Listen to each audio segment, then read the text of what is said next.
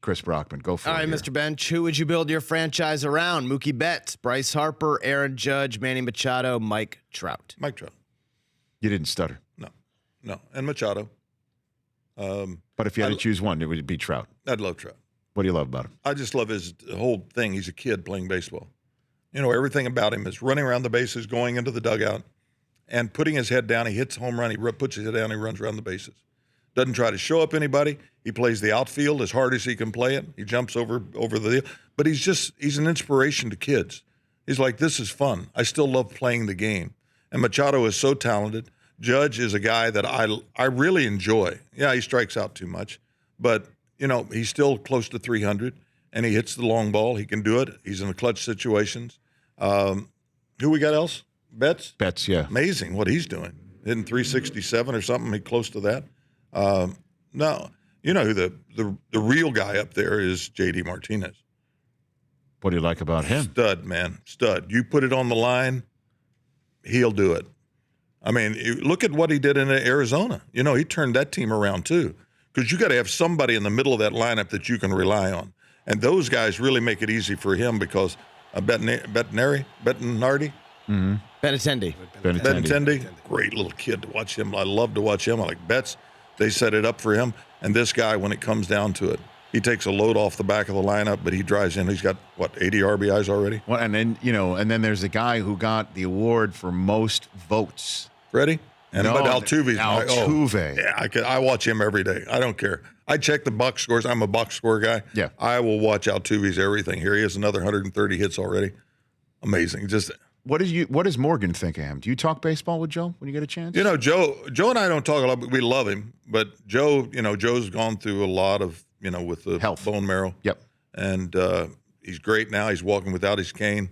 He's got it, and we talk. And his mother passed away. I don't want to say, Joe, I talk to you, but still my sympathies go out. And to I him. told you off the air, when I first got to ESPN, I'm a 26-year-old kid and loving baseball. That's what I did for ESPN more than any other sport. And Joe was great to me. He was great. He was great. He was Joe great in the locker room. He me. was really the change that made the difference in our ball club. Him and John Miller were just maybe the best ball player I've ever played with or seen. Was Joe Morgan. Yeah. Why is that? Yeah, steal a base, get a walk, Gold Glove, and if it was on the line, he'd drive in the run. So there wasn't anything he couldn't do, and he understood how to do it. So you choose Trout to build your team around. Who's the best catcher in the game today, Johnny? Well, probably Salvador Perez is probably the best defensive catcher. Mm-hmm. You'll never get the recognition unless you put the offensive numbers up. Sure. Real Muto down in Miami. Mm-hmm. He was like fifth in the voting. He's hitting over 300, 45 RBIs. What do you think of Sanchez? He still needs to move around the plate a little bit better. Well, everybody says that. Right. You got a pitching staff like that, and they throw me so many different pitches. Guys throw 200 pitches a game, and you wind up, he's got 15 pass balls. So what? I mean, these guys cross you up or they move it or some ball does something. Right. It's hard. He's a big guy, but he can hit. He got a great arm, and obviously I like him a lot. And what do you think of the Buster Posey rule? Certainly since we're here in the All-Star game and we all know about your colleague Pete Rose barreling into Ray Fosse. That's still a moment to this day that everybody keeps talking about. Do you like that rule, player safety rule put in place in baseball? Well, Bruce called me, Bochy called me. Now, Bruce had 3 catchers carried off the field. Mm-hmm. And it got to the point where, some people don't like it, but today's game, you got guys that are 6'2", 220, rounding third base, and they're going to make Sports Center by knocking the catcher in the dugout.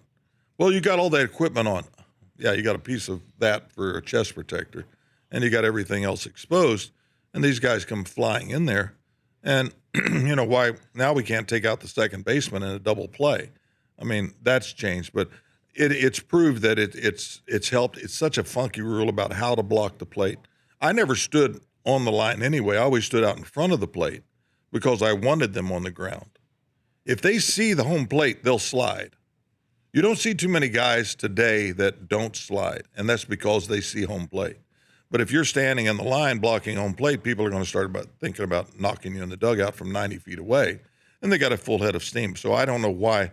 I got hit in midair. I had a whole cleat mark on my uniform where guys hit me in the midair. And, if they hit me the wrong way, I'm out for the rest of the year. Right. And then I've had no knee surgeries. And by that time, You've had no knee surgeries, Johnny Bench, ever. No, I was a really smart guy.